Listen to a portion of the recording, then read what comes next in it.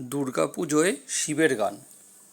এখানে শিব বলতে মূলত বোঝানোর চেষ্টা করেছি সেই সকল স্বামীদেরকে যারা মোটামুটি শিবরাত্রির দিনে কিছুক্ষণের জন্য হলেও শিবরূপে পূজিত হয়।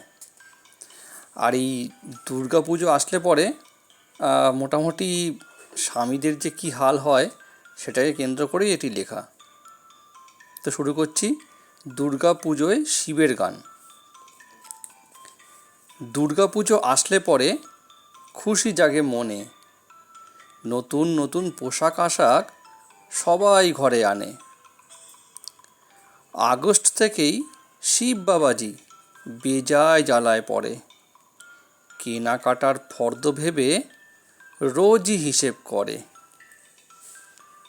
পুজো যখন বাকি কিছু শপিং যেতে হবে, ঢোকটা গিলে শিবেরা সব জিজ্ঞাসিল কবে।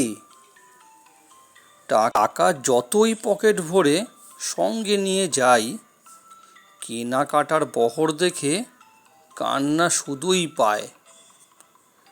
দুটি হাতি ভর্তি ব্যাগে মাথায় কিছু নিও, বললে হেসে দুর্গামাকে 10টি হাত তো দিও।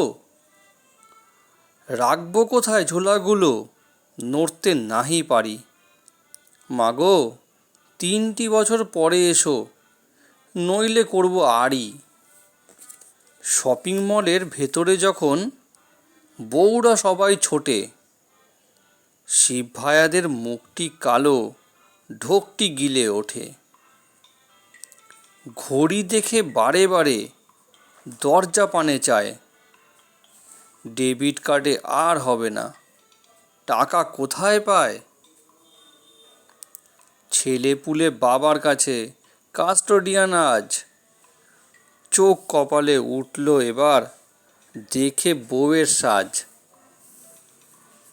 বাড়ি ফিরে গিন্নিরা সব হিসাব শুধুই করে, 7টি হলো আর 2টি জিন্স কিনবো ক্ষণে পরে। শিব ভাইয়েরা অবাক চোখে ভাবে নিজে কোনটা নেবে, ভুল করো না এদের দেখে স্ট্যাচু ট্যাচু ভেবে। ধন্যবাদ।